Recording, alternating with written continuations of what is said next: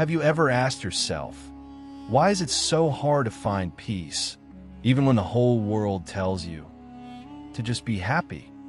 Once, in a quiet valley surrounded by towering mountains, there lived a 26-year-old man named Adrian.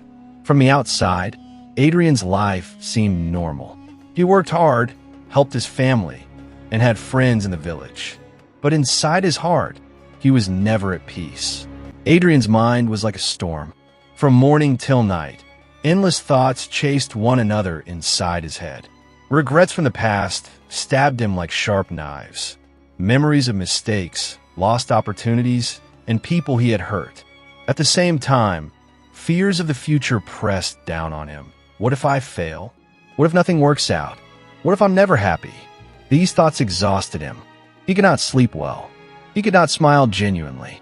He often sat by himself, staring at the mountains, asking silently, why can't I just be happy like everyone else? One evening, as he sat by the river, an old traveler passed by. Seeing the sadness in Adrian's eyes, the traveler said softly, in the hills beyond the valley lives a wise hermit. Long ago, he was a great teacher in the city, guiding broken hearts and restless minds. Now he lives far away from the noise of the world. Some say those who meet him return with peace in their hearts. The words lit a spark inside Adrian. For the first time in years, he felt a little hope. He thought, maybe this man can show me the way. I must find him, even if the journey is long. So Adrian packed a small bag, said goodbye to his family, and set off into the hills. The path was difficult, narrow, steep, and lonely. Days passed. Sometimes he slept under trees, sometimes under the stars. His body grew tired, but the thought of peace pushed him forward. Finally, one morning, he reached a hidden village in the mountains. At the edge of the village stood a small cottage covered with vines and flowers. On the porch sat an old man with silver hair, eyes closed, breathing slowly, as if the whole world around him was silent. Adrian approached with trembling steps. His voice cracked as he said, "Master, my heart is heavy. My mind is always restless. I am haunted by the past and frightened of the future. Please show me how to find peace." The old man opened his eyes and smiled gently. His eyes were calm, like a still lake. He spoke slowly.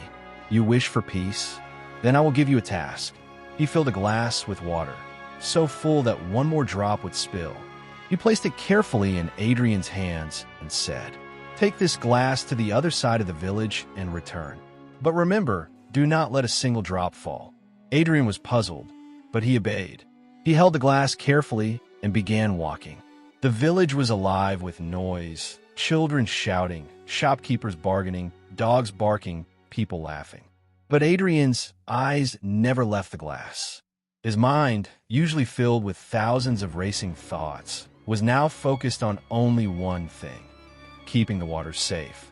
Step by step, he walked, slowly, carefully, until he returned to the old man. "Master," he said with relief, "I did it. Not a single drop was spilled." The old man smiled. "Good. But tell me, did you notice the children playing? Did you hear the dogs barking?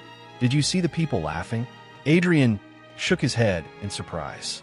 "No, I didn't. I only thought about the water." The old man leaned closer, his voice soft yet powerful. "That, my son, is the secret. When your mind is fully in the present moment, there is no space left for sorrow of the past or fear of the future. At that time, you are free. That is peace." Tears filled Adrian's eyes. For the first time in years, he felt silence inside him. Not empty silence, but a silence full of life. He understood now.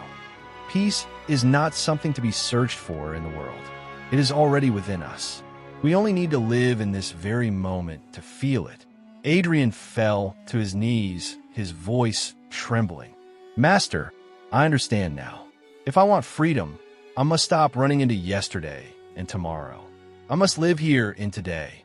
The old man placed a hand on his shoulder and whispered, "Then you are no longer the same man who arrived at my door."